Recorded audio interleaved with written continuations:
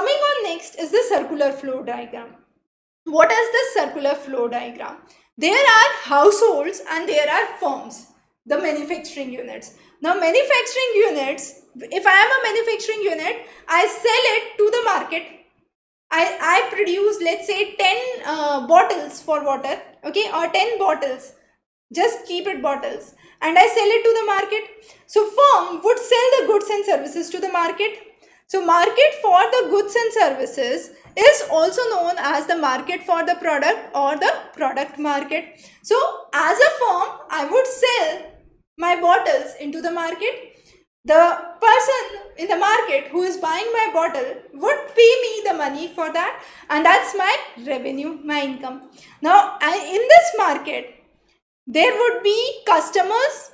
So let's say you are a customer. So you would buy that bottle. Now when you are buying that bottle, you are procuring from the market forces. You are procuring from the product market or the market for the goods and services, and you are paying the money. So you are spending there. Clear? So when I am a company and you are an individual, I am getting the revenue for what I am creating, but you are spending the money for buying that bottle. Now, the next is the market for factors of production. The market for factors of production is also known as the market for resources or the factor market.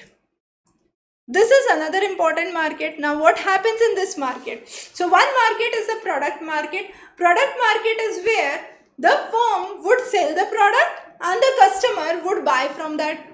So we call this as a product market. What is the resource market or the market for factors of production, which is also known as the factor market? Here, you who bought the bottle would be employed somewhere. You must be earning from somewhere.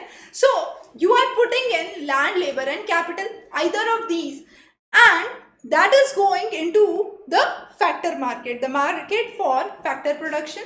When you are putting your labor hours there, in return you are getting some income.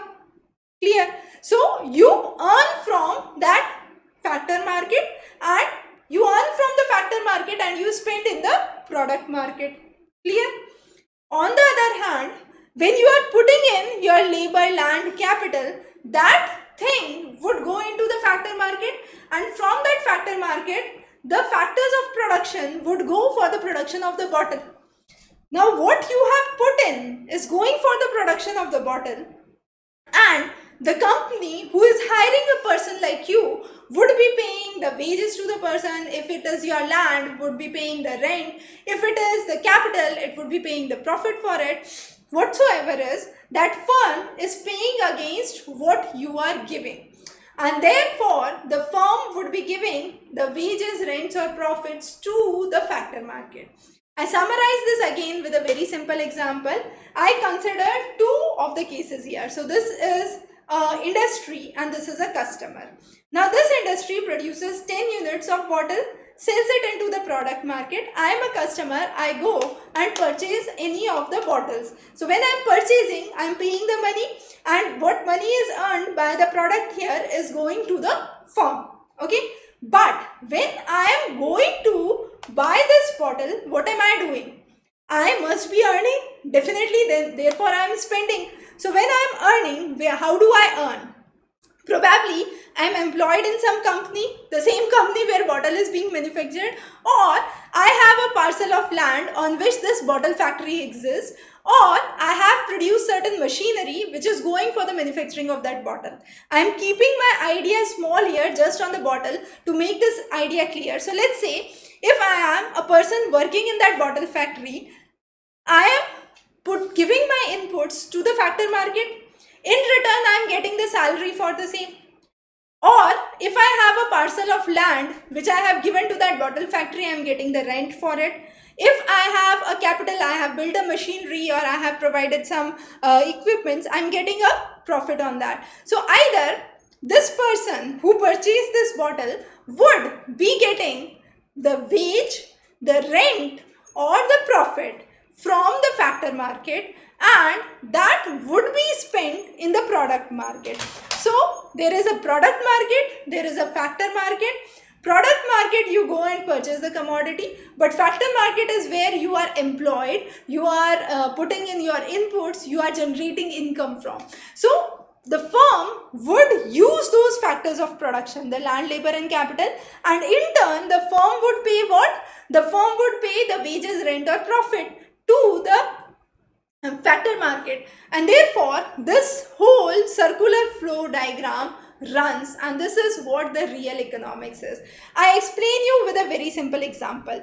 Let's say I run a company. Now this time, every time I give $1,000 to my employee. Clear? This time there was good sales. I gave 12,000 to when I say 1,000, I am saying in the initial case I gave $1,000 to the employees. Now this time there was good sale, good profit. So what I did, I gave 1,200 to every employee. Now when I gave 1,200 to every employee has some spending power.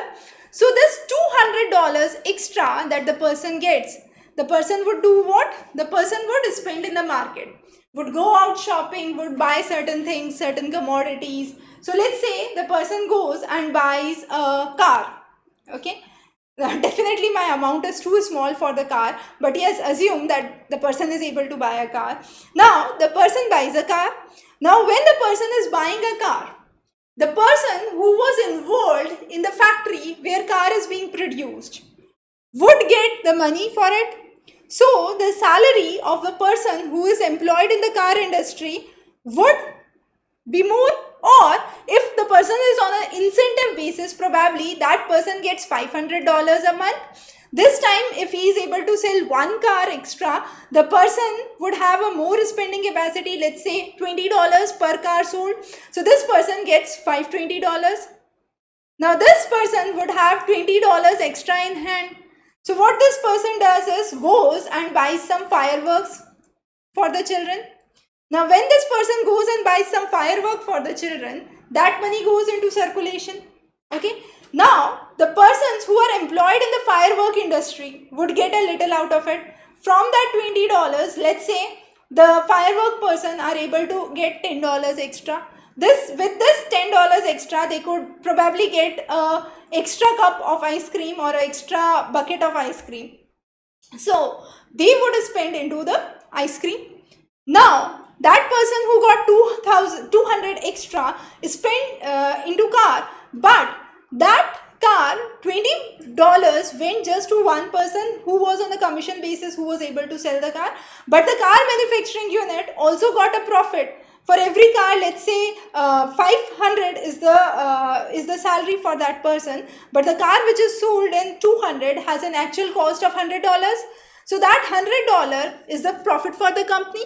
Now that profit for the company could be distributed among the employees. The company could buy a new set of land where they could start one more industry, or they could distribute it within the existing employees, or they could buy a better machinery which could produce, rather than 10 units, 20 units of cars. The idea is that the money that comes in the circulation is constantly distributed within the economy, and that's one of the reasons why economies flourish. So what happens during the time of recession, however it's out of the context here, but just to have a clear visual understanding of the circular flow diagram, is during the time of inflation, the spending power of an individual reduces, and that is one of the reasons that people start to save or are not able to invest that much, and as a result the circulation of the money reduces. So this becomes a kind of cycle again. So the circulation of money reduces, people have reduced spending powers, they are not spending it into the market. So what would happen in the time of recession? In the time of recession, no one is ready to spend. Let's say I want to have a celebration, I would probably prefer 50 people gather at my home and have a celebration. If the economy is flourishing well, I would say okay, I would hire a garden and I would spend few cents or few dollars and I would arrange a good party there. So the idea here is The circulation is interlinked, and the circulation is determined by this circular flow diagram that we are understanding. So this is a very important aspect to understand later the concepts of inflationary growth, the cycles of economic growth and economic recession. How do they occur? How does economy delve out of recession, move into recession? So all those are some of the interlinked aspects.